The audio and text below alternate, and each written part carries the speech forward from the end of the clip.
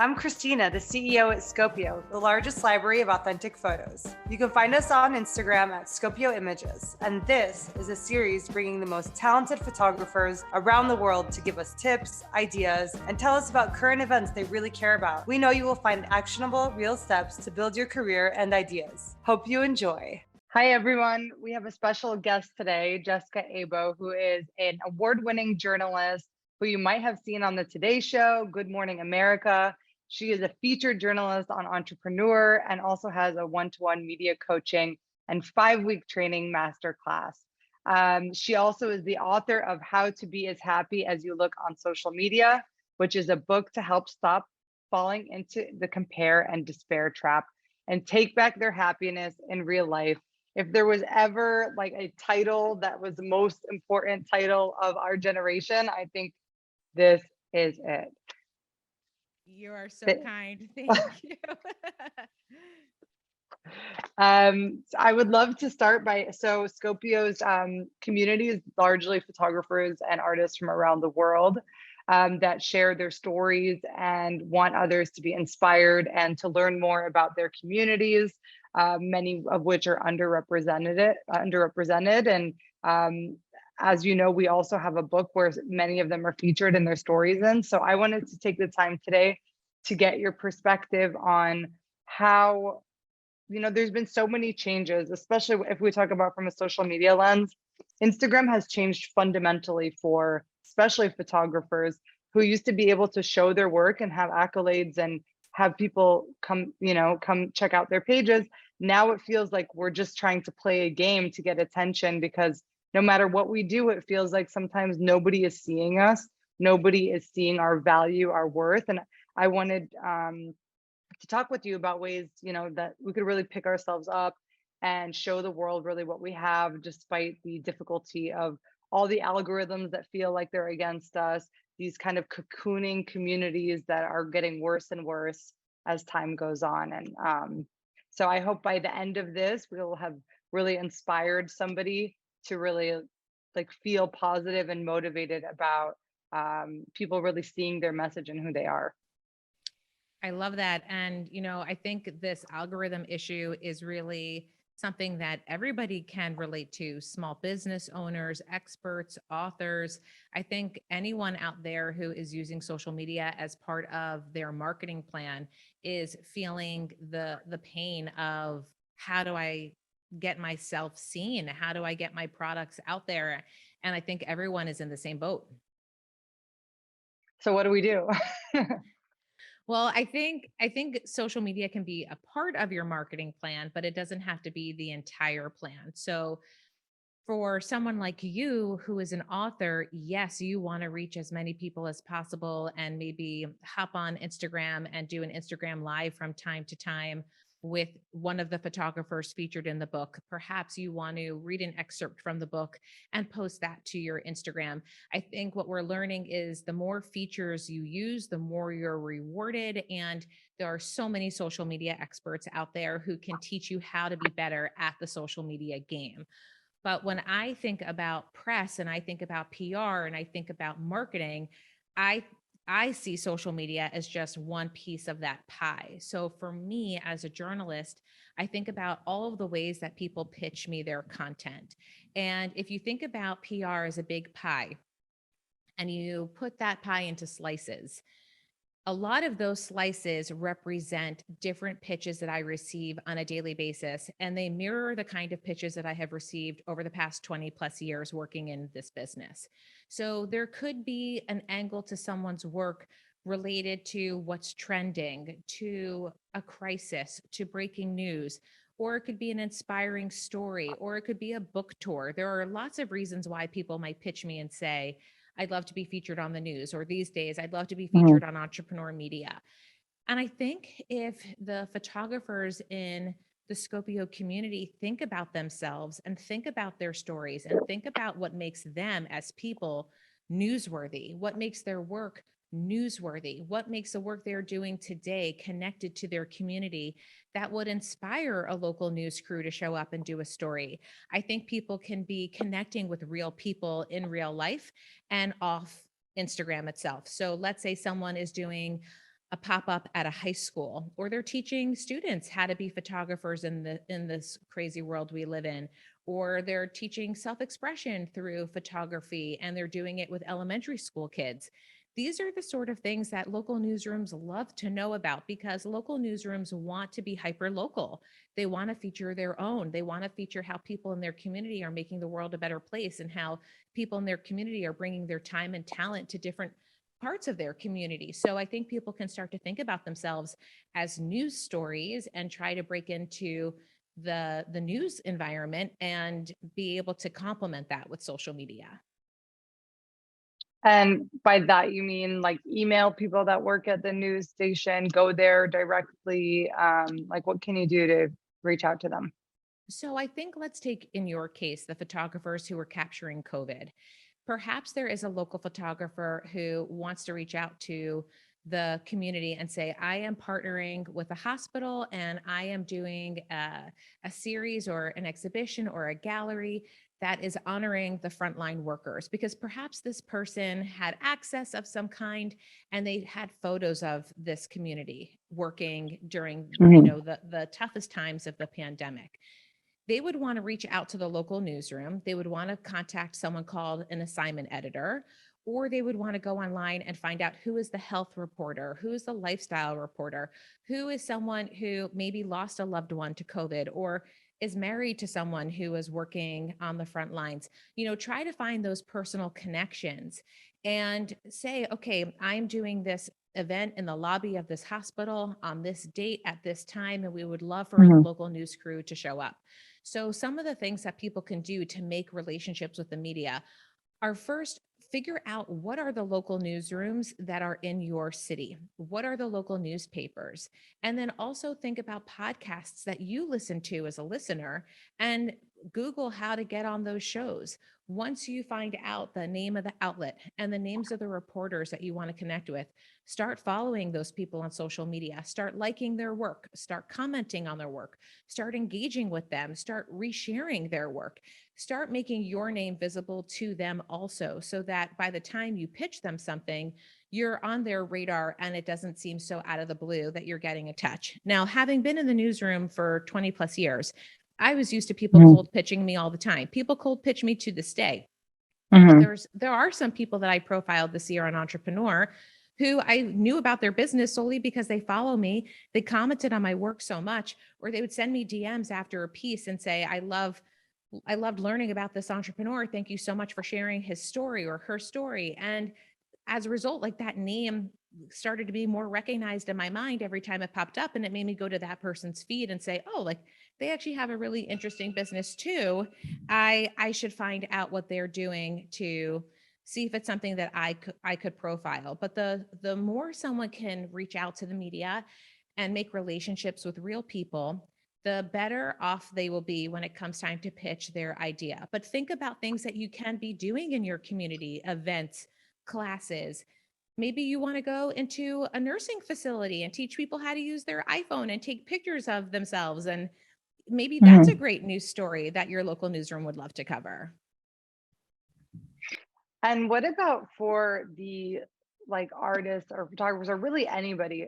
Like, I feel like with social media, there's some people that are like obviously overshare and they have a lot of content out there. There are some very talented people that are under sharing and that like they're waiting for that thing to be perfect.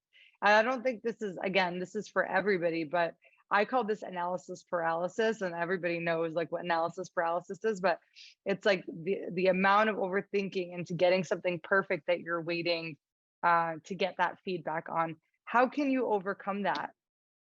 Oh, let me tell you. So Tell me. I spent the last 2 years working on my first online course. It's called Go from Camera Shy to Camera Ready. The whole goal is to help people get ready. Let's say your photographer's out there, pitch the media, they say yes, and then the photographer's like, "Wait, I'm so nervous. I have stage fright or imposter syndrome, or I don't know how to talk in sound bites." So I created this course for that person. But it was the most miserable experience behind closed doors because I'm such a perfectionist that it took me forever to find the people that I knew I needed to help me. It took me a long time to figure out the strategy behind developing a course and then marketing and selling a course. And so many people that I know would have just sat down in front of their Zoom, recorded a presentation, threw it up online, charged a fee, see if it worked, and then figured it out how it goes, like Mhm. figured it out over time. And I am not that way. I am not the kind of person who builds the plane in the air and figures out how to land. I build the plane on the ground. I fuel the plane. I pack the plane with people. I welcome them all on board, Facts. and then we take off. And I have to tell you, I have learned the hard way that is not the way to do business oftentimes. And similarly, that wasn't ever the way I could do the news. If I waited until a story was perfect, I would have never made my deadlines. I went with the information that I had. I went with the B-roll, the visual elements that I had. I Mhm. put that piece together. I made my deadline and I did my live shot, and that was that.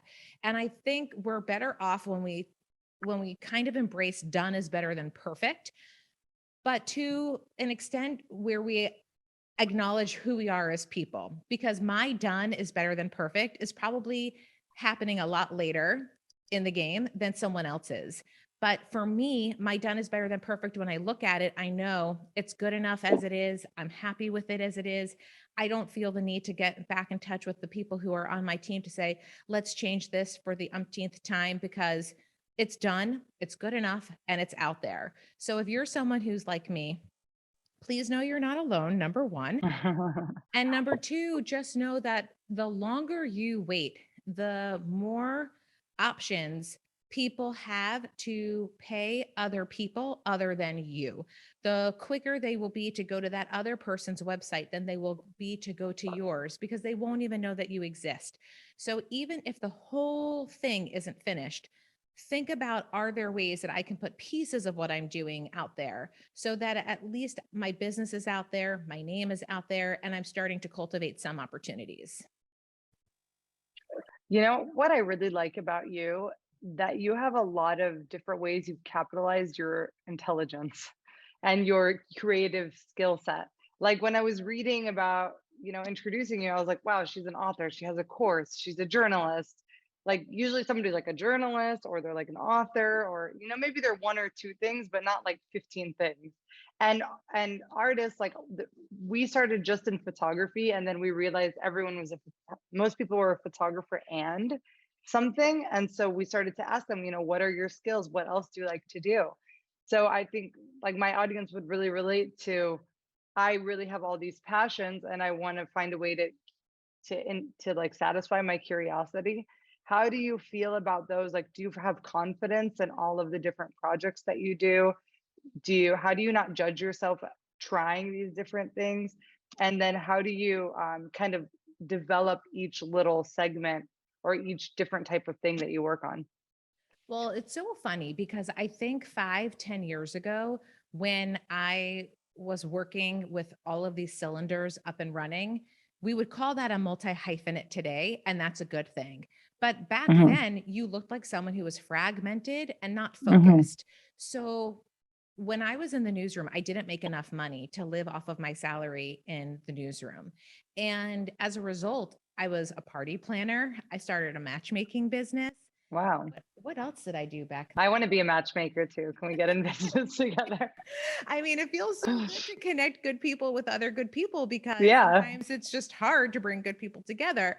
Yes. So I did whatever I had to do to make ends meet. But the funny thing now, oh, somewhere in there, I also started my production company because I was speaking to young people on a speaking tour at the time. I was covering a lot of teen suicides and cyberbullying stories for the news. And I felt like I needed to bridge the gap between people who look at the news and YouTube at the time, looking at these people who have these amazing lives, and help them understand that it wasn't always cool to be that person, and help the people hurting know that they weren't alone. So that morphed into this How production did you company. get that? How did you get that opportunity? So when I was at New York One, I was in the newsroom at the time that a boy named Tyler Clementi jumped off the George Washington Bridge after his roommate captured him kissing another guy and put all of that content online. He captured their kiss on a webcam and pretty much shared that with the university, and Tyler took his Wow. life. So I was so upset about this story, and we had to update the story for an entire year, the trial that followed. And I just felt like I needed to do something to help people who were hurting, for people who felt like people didn't see them or understand them or just felt alone, know that they weren't the only one who felt this way. So Mhm. that started this mission to speak to young people around the country. I've been on a speaking circuit myself since I was 15 years old. So I just sort of Wow. morphed my speaking tour into this So content. at 15, you were like ready to get on a stage and talk with Yeah, people. yeah, yeah. It started a little early, and I just realized if I didn't use my Rolodex, which again, I'm 41, so you saying even the word Rolodex, people might be like, "What's a Rolodex?" Taking my contacts, taking my address book in my phone, whatever's the cool way to say it in 2022, and using those contacts for good and asking other people to share their stories. That seemed to me to be the most important thing that I could be doing with my time. And that's really what made me like wear all these different hats. I couldn't afford the life I was living with a TV news salary. I had to pick up extra money by doing these big events and being a party planner of sorts. But I knew a lot of people in New York, and I knew a lot of vendors, and I enjoyed bringing people together. It sort of like checked the box off for my matchmaking goals too. And then last but not least, like this desire to help people and really bring people together in a meaningful way. Because you have to keep in mind, I'm a photographer at heart. I've shot my own videos for the news. I've taken my own pictures. Any family event we go to, they call me the royal photographer because I will take 1,000 pictures at a birthday party like it's nothing, but I will spend the Because time. you look at it like documentation, I think. Yeah, like I scrapbook, so like all the little people in our family get a big scrapbook from me every year. I Mm. downloaded an app when my daughter was born called Keepsake, and they send you a question every day, and you get to upload a picture every day. So like I really love photography. I studied photography in high school. It's been in my blood and bones ever since I can remember. So, to answer your question about how to do it all and does everything get a turn, I actually couldn't do what I do today without having done all of those other things, because when I media train someone, I'm listening for them to tell me their story and for me to highlight the best parts of that story. But I also understand the nerves that come with being in the hot seat, because when my book came out and I hired a publicist for myself, I then became the person in the hot seat. I had to be the person people were pitching to the media and be patient and wait my turn and not get offended if an outlet said no and prepare if an outlet said yes. Even the matchmaking part, I'm still connecting entrepreneurs to opportunities to this day, clients to publicists to this day.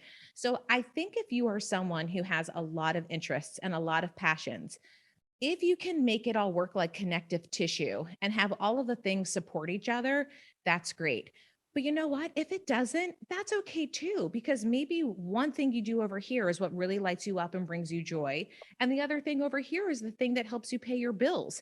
And sometimes the two have to exist at the same time. So whether you call yourself a multi hyphenate or people around you say that you're doing too much and you're not focused, I don't think that either one is a bad thing. I think sometimes we go through phases where we have to be wearing a lot of hats for us to be able to filter out the things that make us money, the things that make us happy, and the things that we want to be working on long term.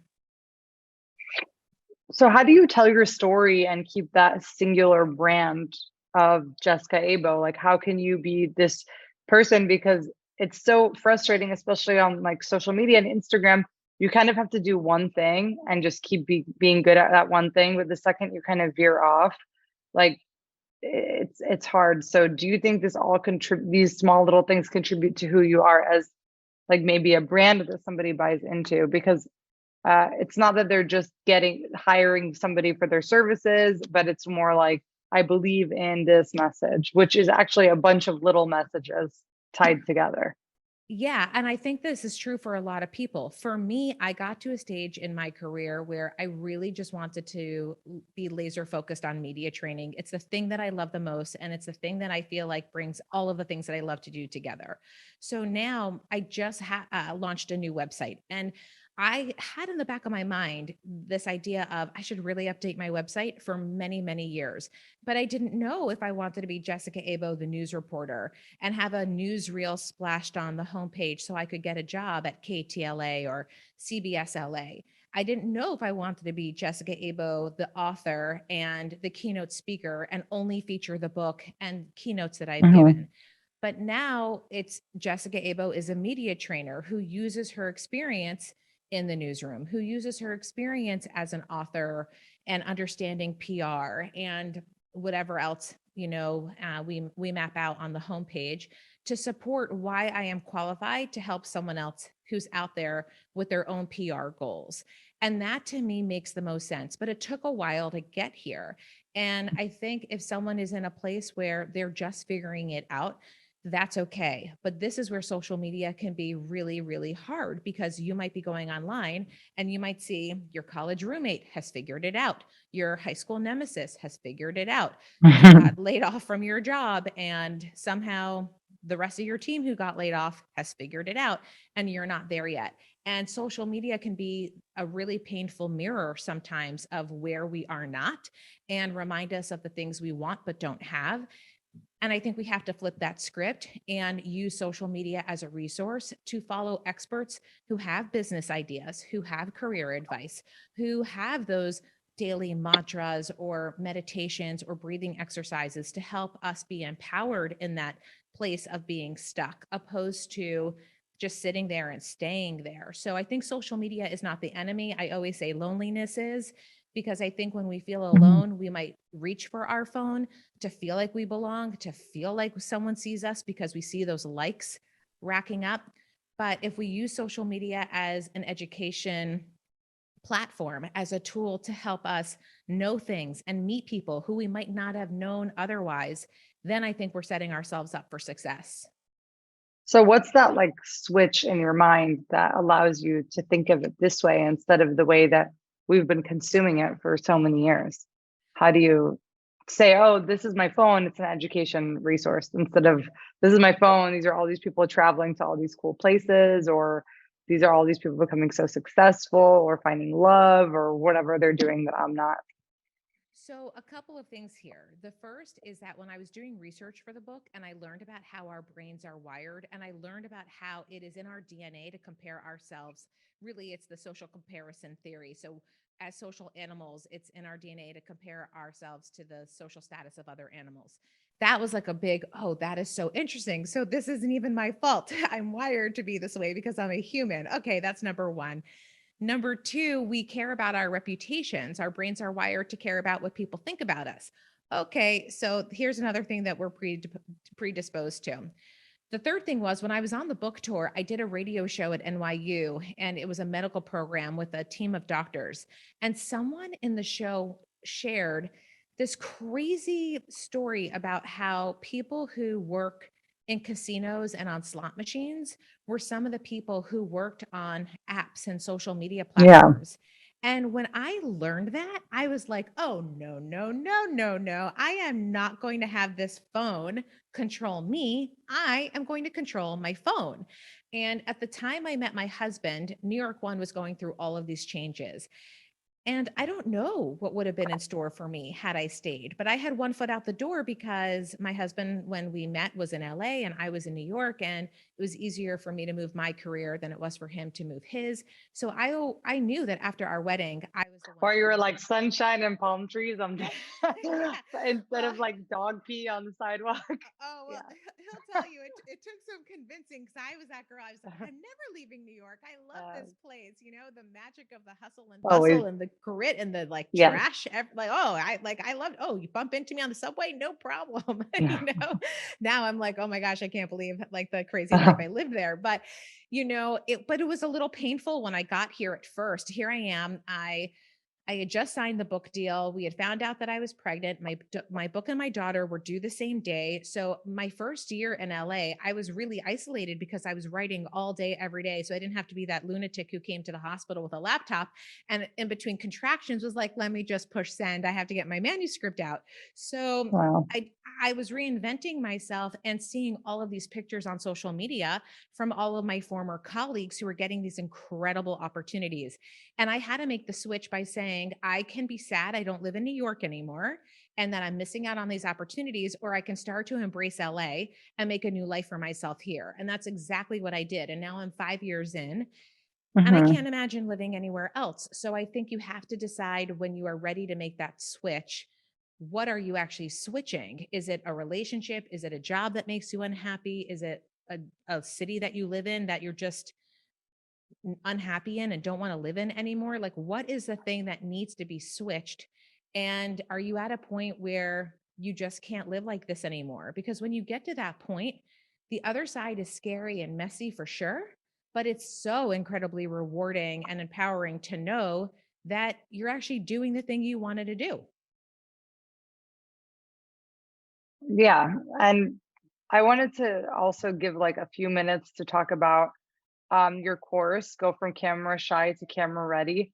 And I wanted to ask you for this course, why do you think it is important? So I watched this thing about Warren Buffett recently, and he was talking about recessions and economic collapse. And he was saying the most important thing you can do in these times is focus on your skill sets and grow new skill sets. So why is this like a skill that even if nobody's asking me to be on TV, why would, or is that not your audience? Because I think like being able to speak in general at your dinner table, or, and I don't want to answer the question for you, but I would love for you to think in your mind, like, why would people want to do this course? People think of PR as for celebrities. Why is it not?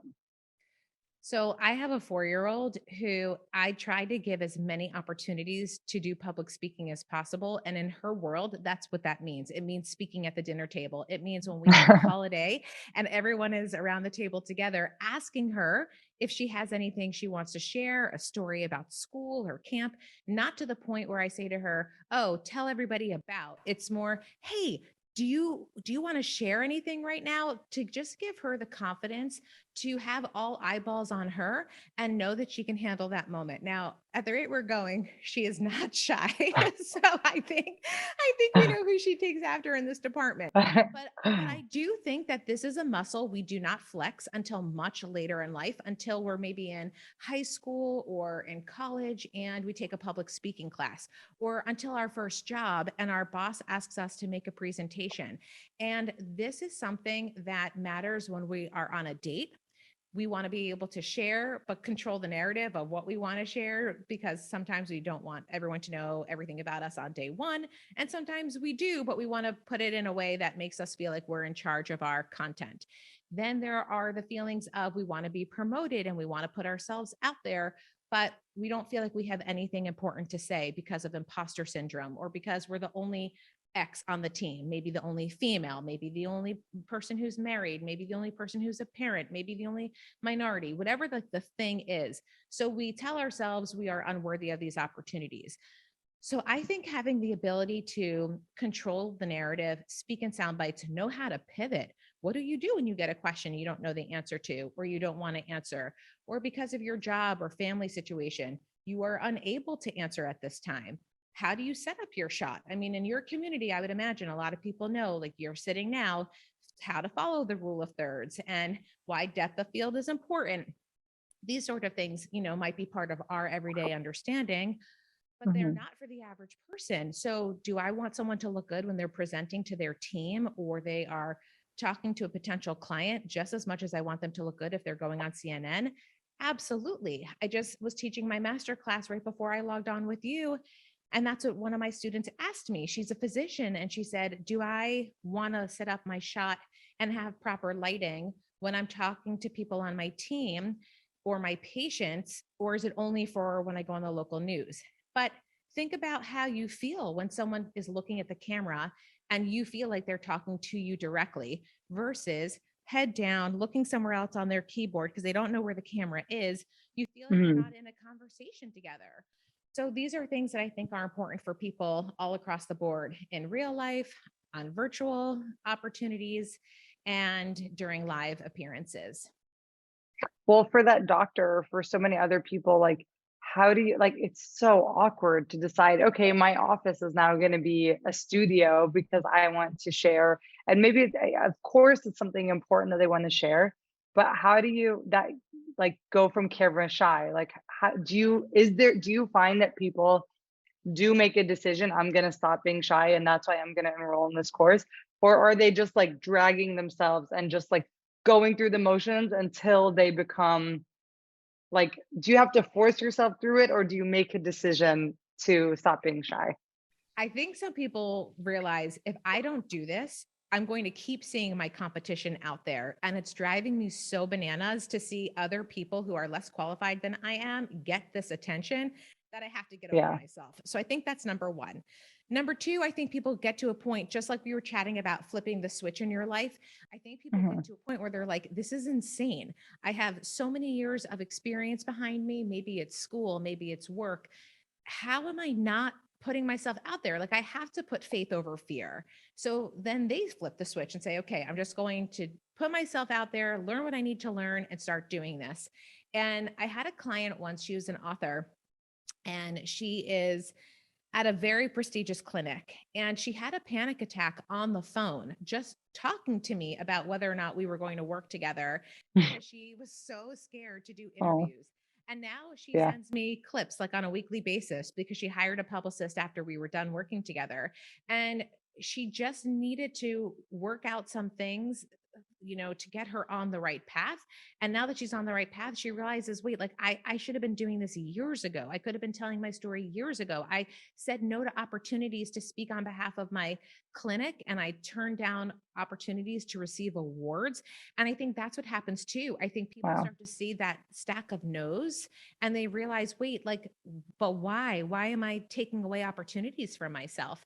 And then they just decide Wow. like now is the time. But there are some people who drag themselves too. Sometimes it's their bosses who are like, you need media training and ta-da. And then like they come in and maybe aren't thrilled at the beginning, but I hope that they feel like it was worth it in the end.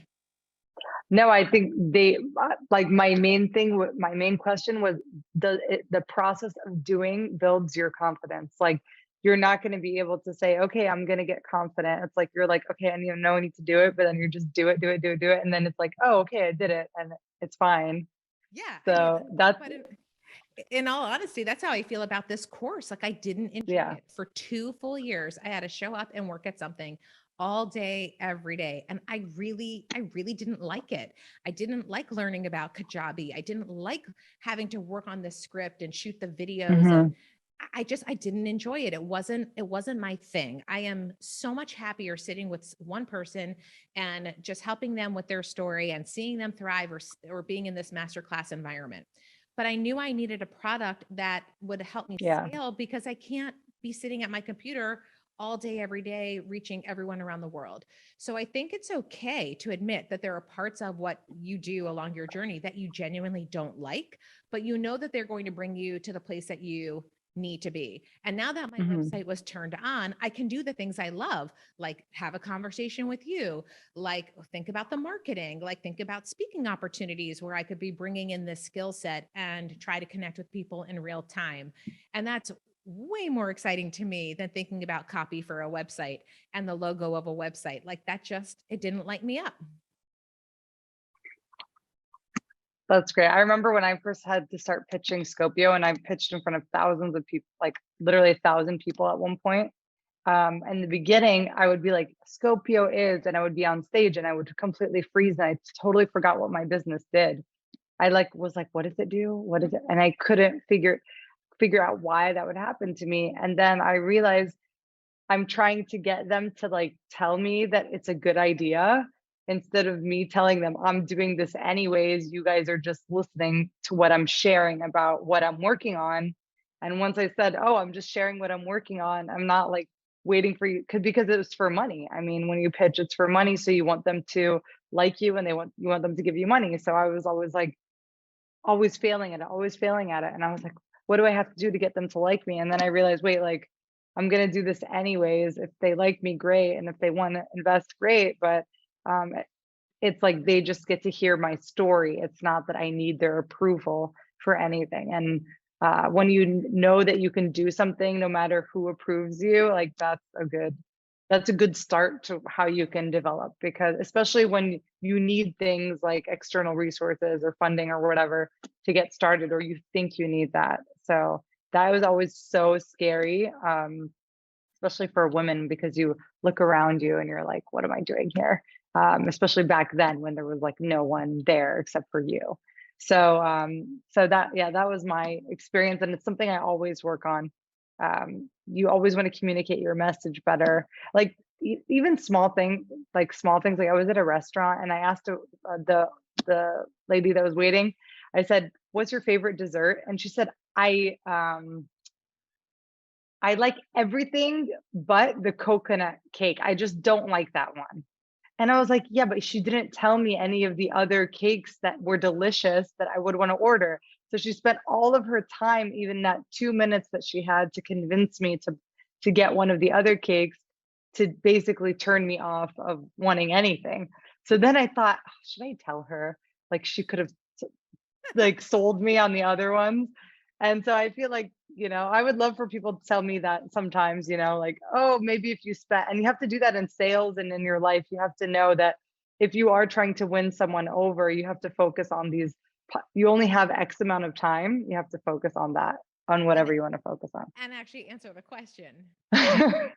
Yeah, and answer. I'm not the best at answering questions, but answer like in the direction. If I want to leave with like two practical tips for people, I love this book. I told you I just read it. Um, I know it was a little bit ago that you wrote it, and I'm sure you've had a lot of reflection on it. Are there two like hacks or tips you could give people to feel happier as they look on social media? The first would be to turn off your alerts, because your phone does not need to be buzzing and ringing and notifying you of every little thing happening at all times. And if you're someone who can't turn off their phone because of various reasons, maybe just set some limits as to when you're not going to use your phone. So maybe it's dinner time, the bathroom, an hour before bed, just like make that boundary. And the second would be to remind yourself that people only post what they want you to see. It's selective positive information. So know that you're watching someone's highlight reel. It's curated content sometimes, and use that information that triggers you to say, okay, clearly I am upset by what I am seeing because I don't have it and I want it, or because this is reminding me of something that wasn't comfortable, whatever it might be, and turn that around into, okay, this is the thing that's bothering me the most right now. These are the things that I could be doing differently to get from where I am to where I want to be. And I'm going to start making those changes today. Actionable. Thank you, everybody. This is Jessica Abo. Jessica, where can they find you?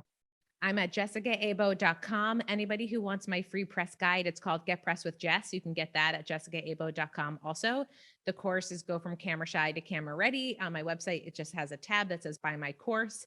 On Instagram, I'm Jessica Abo TV. And I wish everyone the best of luck, because from one photography girl to the photography community, thank you for capturing the moments that make our lives what they are, the world what it is. Your work matters, and don't ever forget that. Thank you. Bye.